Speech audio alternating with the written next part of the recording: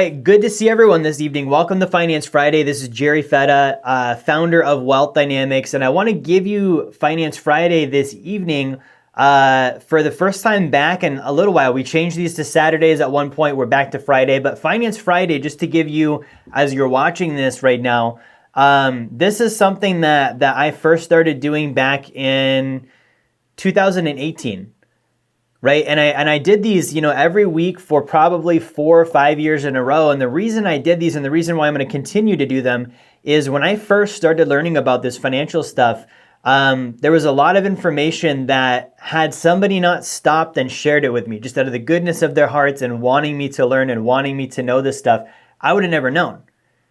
Right. I would have had zero idea that any of this stuff was a thing, and I would have been totally lost. So part of my give back, if you will, the way to invest in others is by doing these and sharing information that, most people would probably be charging for. And my purpose and vision with this, just so you understand, is I envision a world where the majority of wealth is owned and controlled by good people who have good intentions, who use that to then make the world a better place.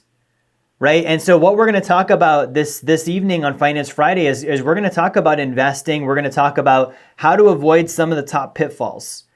Right. So we're going to spend the next 20, 30 minutes diving into that. Right now, a little bit about my backstory with investing. I first became a financial advisor at the age of 18. Right. I got my licenses. I grew up, very poor, low income. Nobody in my family was an investor. I didn't know anyone that was an investor. I didn't know anyone that was even wealthy. So I had zero reality that was something that I could do, right? I grew up in Alaska. Like I wasn't this, college graduate with parents who had money and influence and all these things. Like I was, paycheck to paycheck family, food stamps, subsidized lunches at school. That was my lifestyle, right? So as I started to grow older, I realized that this economics thing doesn't go away. Right? Who's realized this? Whether you're at the top or the bottom. At the bottom, you're like, man, I just wish I could get by. Right? And you realize the bills keep coming, the expenses keep stacking up. When you're at the top, if you've done what I've done and you're like, good, my income is higher than I ever thought, my net worth is higher than I ever thought. You get to the top and dude, you realize the same thing. You're like, this doesn't stop. Right? This economics thing is just always there, right? So it's part of the rules of the game that we play. And I realized that at the age of 18, and I decided what better way than to get licensed as a financial advisor and start to learn these things and teach other people, because I could master it for myself and I could learn how to do it with others. And if I have to teach it, then I must be really good at it, right? So what I started doing is I was meeting with clients and stuff, and I was doing the retirement planning and the regular investing and the mutual funds and the 401k plans and all the normal things.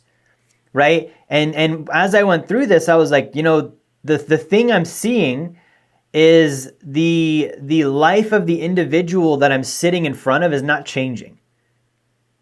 Right. At the, the average everyday family level. And this is who I was dealing with, because I was a Dave Ramsey financial advisor back then.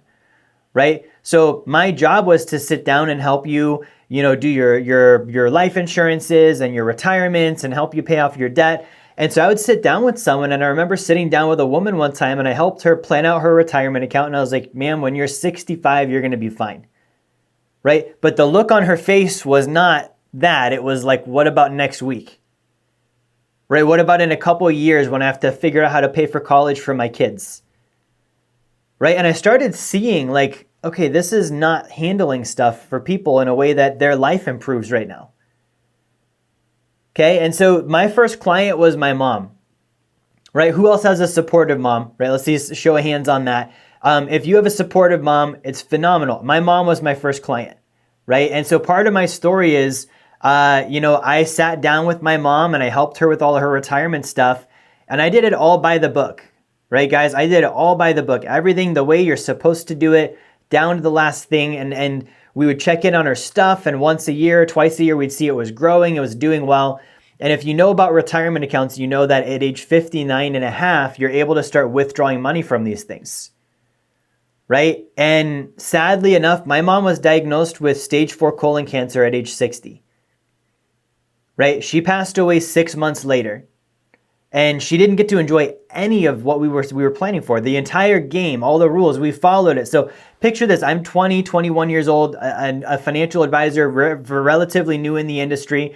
And I'm looking at this and I'm seeing, wow, like this all just unraveled in front of my eyes with one of the people I love the most.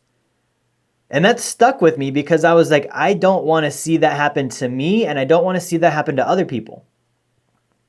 Right? Because here's the thing, here's the problem with the normal retirement system. You might be, contributing and maxing out your 401k plan and all that stuff, and that's fine. Okay? But here's the game. The game is you want to die before the money runs out.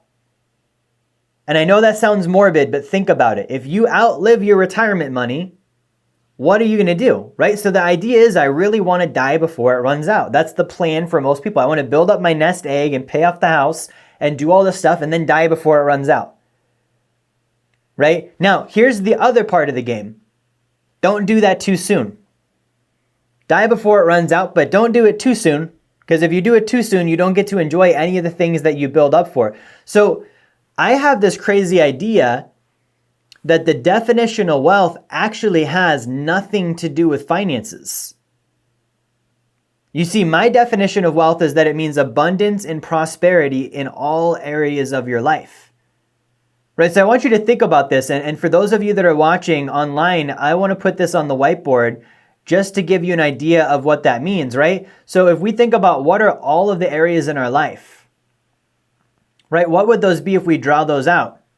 Okay, so we have the most immediate one you think about is your physical health, right? Mental, intellectual,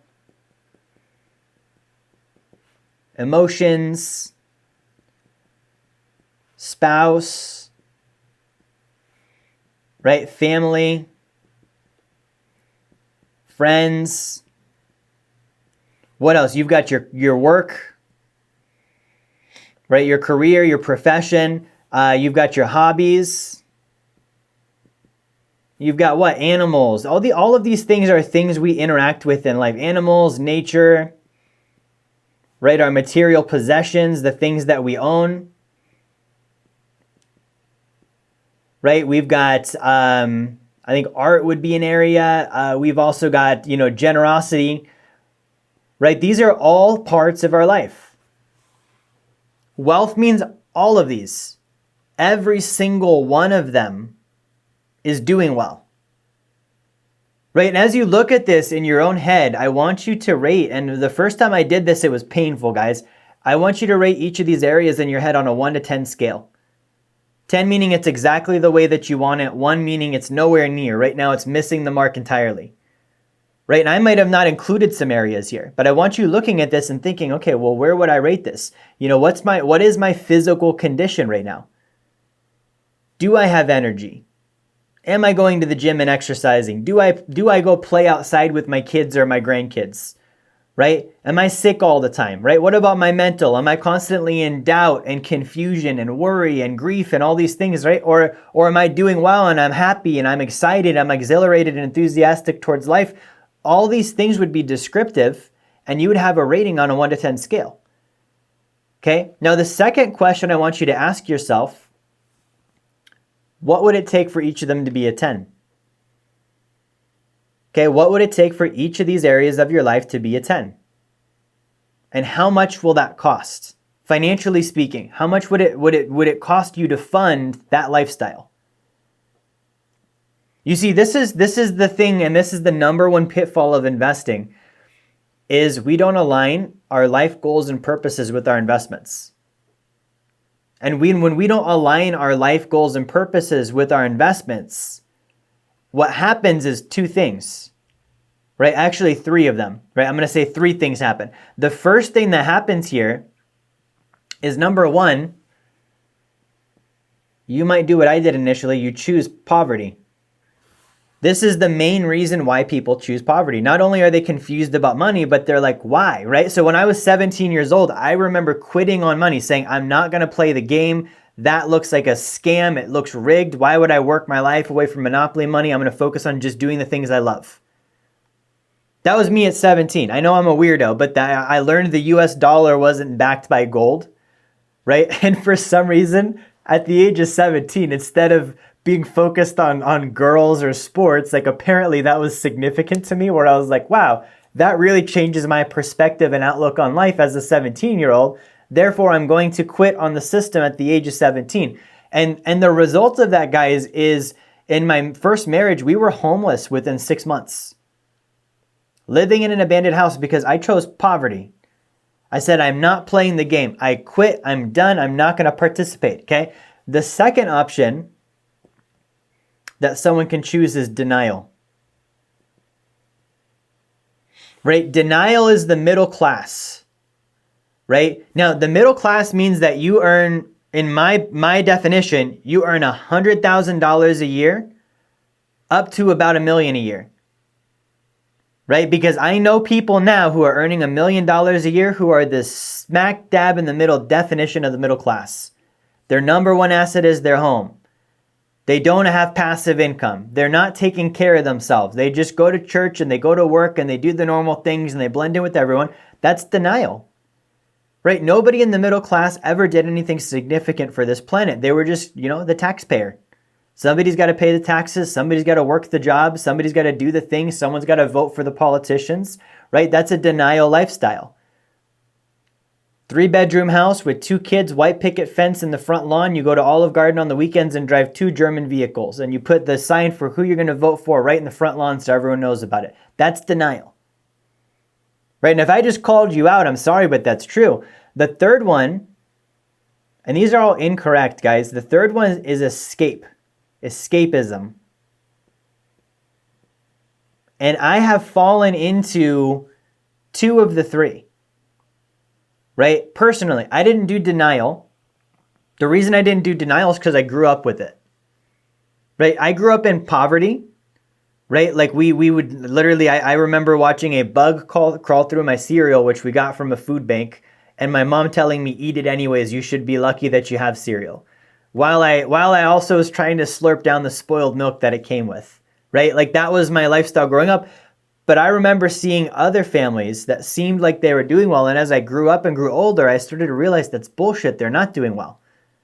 They're pretending to. They're not doing well. And that was because I started getting into finance. And I was like, no, they have freaking a $50,000 loan on that car and they can't keep up with the payments. They're not winning at life right now. Okay, so I didn't fall into denial because I was able to see it. The third one, which is another pitfall, guys, this is escapism. Escapism. And you'll see even content from me up to a couple of years ago in the escapism mindset. Okay, here's what escapism sounds like. The system's rigged against you. You're a pawn, right? The 1% are trying to control everybody. Get out of the rat race. Use other people's money, get passive income, stop trading time for money. Okay, all that sounds really cool until you ask yourself 2 questions, right? If you aren't going to trade time for money, what would you do with your time? I want you to answer that question because this is the one that so many people you hear on the gurus and even some of the people who are doing the escapism thing at a very high level. Okay, but I want you to answer this question. If you didn't have to trade time for money, what would you do with the amount of time that you currently spend working? 40 to 60 hours a week. What would you literally do with those hours for the rest of your life? And before you answer this, I want to give you the reality. Most people who pull the plug on work also simultaneously pull the plug on their purpose. And you can Google this and you can search and you will see statistics showing that those who do this, they get Alzheimer's, dementia, and they die early. The statistics are like just like scary in that direction where you'll see, okay, wow, this is a pattern. Right? When you have no reason to get up every day and your life becomes, and here's the thing, this escapism thing is selfish. Every man for himself. I'm investing simply because I don't like having a boss. Simply because I don't like trading my time for money. Simply because I think jobs are bad. Okay, so if you weren't going to trade time for money, what would you do with your time? I know what I would do. I would help people. Right? Who here would help people? Show of hands. If you had unlimited time, you didn't have to worry about money, you would help people, where you would say, okay, maybe I have a purpose or a passion. I would help people, right? So if you would help people, what if you accidentally got paid when it happened? Would you be mad? Would you return the money and be like, no, this is active income. That's the devil. I only do passive. Please give it back. Like, I don't want it. No, you would probably not care. If I could help people, and when I help people, by nature of doing that, even if I'm not trying, money shows up, cool. I like helping people. I don't mind having money, right? That's a good thing. What's the difference between that and a job? My attitude, my purpose, right? So the idea behind investing isn't to escape, okay? The idea behind investing is to do three things. Okay? Improve your quality of life individually. Improve the quality of your life for your family, right? For the ones that you love, and then to improve the quality of life of the world around you. Right? So I'm asking you in this webinar today, in this Finance Friday, trade retirement for responsibility. Right? And I think more and more when you study the wealthy, and when I've studied the wealthy, not many of them quit doing what they did for their active income. John Rockefeller was still a businessman, right? Andrew Carnegie was still a businessman and a philanthropist at heart. You look at Jeff Bezos, he's still a business guy. Elon Musk still runs companies. Grant Cardone still runs his sales training companies. So even Robert Kiyosaki, who's the king of telling you use other people's money and passive income, he still runs his businesses. None of them are doing the thing they're telling you to do. Did you notice that? Okay, this was a pattern. This is why I left Wall Street and the financial industries. I don't like it when someone tells me one thing and does another. I don't like that. Because I'm like, why would you do something different than the thing you're telling me to do? That doesn't make sense to me. Right? I'm a C-average kid from Houston High School, Alaska, 62 kids in my graduating class, but I'm smart enough to figure out if you say one thing and do something different, that's not integrity, and I don't want to follow that. Right? I do as you do, not as you say. Right? I call it look, don't listen. So when I look at this, I'm saying, okay, the reason we would invest is actually responsibility. Right? It's responsibility. Okay, I believe that when I make money, I have a responsibility to put that to work, to make it grow. I have a responsibility to myself to fund a life of abundance and prosperity in all areas. And I don't mind having active income and I don't mind having passive income. I'm always going to have both. I'm not this focus of, oh, I don't want to ever trade time for something. I'll trade time for help. I'll trade time for family. I'll trade time for fitness. I'll trade time for fun. I'll trade time for any of the things you see here on this whiteboard today. And if I happen to get paid in the process, I'm not going to complain about it and give the money back either. And when I do get the money, I understand that I have a responsibility to invest it. Why? Because it improves, number one, my quality of life. Okay, when my quality of life improves, I'm more able to help others around me. We've all experienced this. You get on the airplane, they give you the whole spiel. If you crash in the ocean, you put on your mask first before you help someone else. Who's heard that, right? Every single time you get on a plane. It's no different in real life. If you can't afford to take care of yourself, you're not going to be there for your loved ones. You're actually going to become a liability to them. Okay, parents, I'm talking to you guys right now. I recently became a dad. I have a bonus son now. And I would never let this happen, but if I didn't take care of my finances and myself first, when he's 40, 50 years old and I'm 70, 80, he's going to be changing my diapers and paying my nursing home bill. And he'll go broke because of it. And he won't have the life he wants because I became a burden to him because I'm in a condition of liability with myself in any one of these areas, which then causes me to be in a condition of liability with the ones that I love. If you don't take care of business with your own self first, you will not be there for the people you care about. So this is the first reason I invest is I understand my active income is going to cover so much. I understand my passive income is going to cover so much. And together, those things are going to build wealth, right? Don't spit on the active income. That's your gas pedal. That's the accelerator. You're going to make active income way faster than passive. So one of the pitfalls is when people don't understand this responsibility thing and instead they're practicing escapism, right? They invest. They'll say, okay, I've got 100 grand. Okay, let me put this in something and it's going to make me $1,000 a month, right? Do you know how many months it's going to take you to make 100 grand back on $1,000 a month? Right? And I'm not telling you don't do it. I'm telling you, you need to do lots of them. That 100 is cute. It's not going to do a whole lot for you. $1,000 a month is not going to change your life. You're not rich right now. You're not wealthy right now. And you're also out 100,000. You don't have the liquidity anymore. Right? Unless you put that in your sacred account and it's still growing. Different story, right? But you need your active income to go get the 100 again. Right? So when you have like, and I'm going to sketch this out again so you guys see this. When you have a system that's been working, right? Let's say this is a graph and this is your net worth and it's going up, up, up. Right? We've got your net worth here. And your passive income is going up with it. You need to look at what caused this. What caused these numbers to go up like that? It wasn't the investing. It was your earning and your saving. You earned and saved, and sure you invested, but had you not earned and saved, you'd have nothing to invest.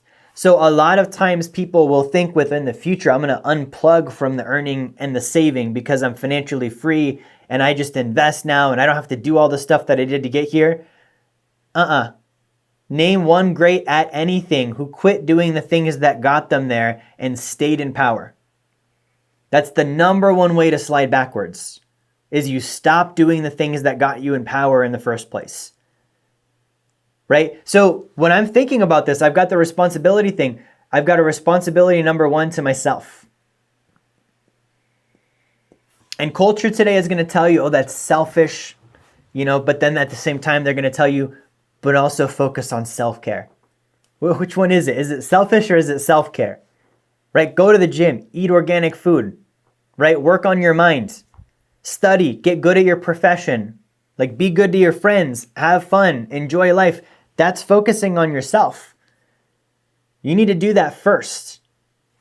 Then you have your loved ones. Now here's the thing. If you're a good person and you focused on yourself, it's benefiting your loved ones. Right? Who here has things that when you do them, it's good for your wife or for your husband, for your kids, for your grandkids, for your family, for your friends? Right? So those are mutual interests. That's called a symbiotic flow. You've got something you do that helps them, something they do that helps you. That's a very good thing. That's called alignment in life, right? So your second responsibility is to your loved ones, right? This is the piece of, if you've got kids or you've got people in the future you're planning for financially, and maybe you do, maybe you don't, right? But if you do, you want to not only have a financial legacy set aside for them, but you need to do it in a way where you do actually give them a legacy and not a liability. And like I mentioned, not planning ahead and I'm going to put everything into my kids, or I'm going to put everything into this person and not take care of myself. You will be a liability to them in the future 100%. Because you're a liability to yourself right now, and a liability doesn't suddenly become an asset. Right? It just gets worse over time. Think about a debt. If you constantly don't pay your credit card, what happens? Right? So the other form of this is, I'm going to put all of this money aside and I'm going to build this legacy and I'm just going to give all of it to them. Right? If you don't do it in a way where there's good control and there's good regulation and good education in place and good preparation in place, you're also not helping them. Right? I've seen people's lives ruined because they got more money than they could have and no training and no education. Right? So responsibility for wealth building first is for myself, then for my loved ones. Third is for the world around me. Right? And I'm going to wrap up on this note tonight, guys. We've all had this stigma, seen this stigma. Maybe some of us are part of it at times, of the evil 1%. right? Mr. Burns from The Simpsons, right? The dude that wants to take over the world. Bill Gates, Klaus Schwab, all these guys that we see, right? The 1%, when you think about that number, right? What's 1% of the American population? Anyways, that's over 3 million people. Our population is 330 million. 1% of that is about 3.3 million. So in 3.3 million people, we think of like 5 that are bad. Oh, Bill Gates, right? Or this guy or that guy, right? We think of like 5 of them that are bad, and we completely overlook the fact that there's over 3 million that aren't. Right? And I have this crazy philosophy that when the majority of wealth is in the hands of people who have bad intentions, bad things happen in this planet. Who would agree with that? I want to see who agrees with that. When more bad people have the money, more bad things happen on the planet. Right? That's like basic common sense. So then if we flip it, what if more good people had the money? Right? What if more good people had the money? Would that not be better for the planet? Would that not be better for everybody? Right? And so here's the thing, is most of the people who have money are good. Right? Like it's very, very hard. Trust me, as a businessman, it's very hard to do business and stay in business if you're not a good person and you constantly are ripping people off. Right? You might not like Bill Gates, but right now I'm doing this webinar on a Microsoft computer. He made a good product. Right? You might not like Steve Jobs, but right now I'm recording this on an iPhone. Again, a helpful product. We're not here to judge their life decisions, right? But what I'm telling you is the amount of good people who have money and aren't contributing, aren't being responsible for this third echelon of making the world a better place. That's a far bigger number than the few who do have money and are out to ruin the world for everyone else. And the reason why that's happening is because that group that has the money, they're not taking responsibility. And the reason they're not taking responsibility is they're actually missing knowledge. They believe that wealth is so that they can either be comfortable in denial or to escape. They don't believe that it's a form of responsibility because they've never been taught that. So my mission is teaching that. Wealth is not only your responsibility to get and build, but it's your responsibility to yourself, your loved ones, and the world around you to improve quality of life in all 3 of those echelons. And if you have wealth, back to Andrew Carnegie's gospel of wealth, that is 100% your responsibility.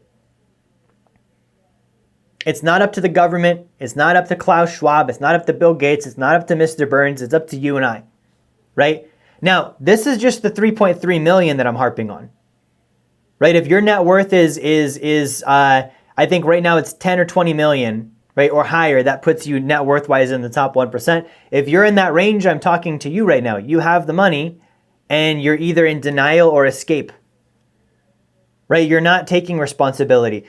The much bigger group that I want to address is the middle class.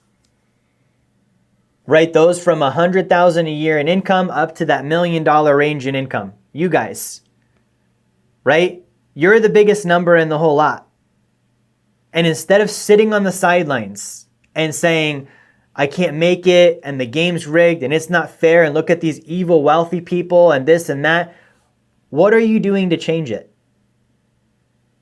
It's great to complain. It's great to say, hey, these guys, it's their fault and they're evil and they're this and they're that. Right, but the things that they did to build wealth are things you could do too. And I hate to put it this way, but I'm the proof. Guys, I have a C student from Alaska. 62 kids in my graduating class. Homeless 2 or 3 different times in my life. Mom and dad divorced all in the summer when I was 8 years old. Mom and dad divorced, lost the house, car got repoed, homeless. Boom. How's that for your 8 years old, right? So if I can do it, you guys can do it. I'm not special. I'm not unique. I'm not different. I don't have like a Harvard background. I didn't go to college. I didn't inherit money, right? You lost significant amount of my net worth a couple years back with some investing stuff and rebuilt it, right? Like if I can do all of that, you for sure can do it. And imagine if we took this huge middle class number and we got everybody that was, instead of sitting on the sidelines pointing their fingers at Bill Gates and Mr. Burns, instead focused on building wealth and starting to make the world a better place. And we quit complaining and we quit blaming and we all just took responsibility. Right? That's the biggest pitfall with investing. And I'm going to end it with this little thought for you tonight as you're watching this. Some of the things that we invest in, we do sheerly for money, right? We do it sheerly because, oh, this is going to make a good return, right? And this is where I had to change my investing philosophy. If I wouldn't do it as a job, if I wouldn't be proud of doing it as my job, or donating money to it publicly, I'm not going to invest in it. Therefore, the things I'm going to invest my money in, the investments I'm going to make, they're going to be things that make the world a better place by nature of me doing them. Right? I want to invest in housing for people that can't afford it because I believe that having a stable home is an important part of the family dynamic. Right? I want to invest in providing water for people that don't have it. When you do the research, you'll be blown away by how many people don't have drinkable water. All over the world, but also in the US. It's a thing. Right? I want to invest in things that clean up the planet, that save the ocean, that provide education in countries where there's illiteracy abound and no solution about it, because illiteracy is the beginning of slavery. Those are the things I want to invest in. And if I make money doing it, awesome. Right? That's the kind of stuff I want to be focused on. Right? So, guys, as I wrap up on this Finance Friday, I want to thank you so much for watching. I want you thinking about that. Right? Like, the way I'm investing now, does it align with my life goals and purposes? And has my mindset been responsibility to improve my own quality of life, like abundance and prosperity in all areas of my life that way, right? Improving the quality of life for my loved ones and improving the quality of life for the world around me, right? And if you're at the very top of you've got high income, you've got high net worth, you're the most able to help right now for yourself, for your family, for your community, for the world around you. You've got the resources. It's just a matter of you deciding that that's the route you want to go. Right? And if you're like I was, where maybe you're just starting out and you're like, man, this is inspiring. I want to figure this out. I'm trying to get my money right. I'm trying to figure out my finances. I'm trying to make progress. Start with that stuff now. Figure out now, like, how do I start to get those things aligned? And if you need help with that, guys, that's why I have the book, Blueprint to Financial Freedom. Right? This is the playbook. This is the book. I spent years and years studying the 1%, researching, figuring out what is it that they actually did, right? And this book helped me do it, right? So if you're watching on this Finance Friday, I do want to put the link and give you a free copy. Let me just pop up the whiteboard one more time. If you want to grab a free copy of the book I just showed you, Blueprint to Financial Freedom, let me just give you the link on the whiteboard. You can go to jerryfetta.com/B2F promo, and you can get a free copy there. Again, that's jerryfetta.com/B2F promo. Let me drop that in the chat as well.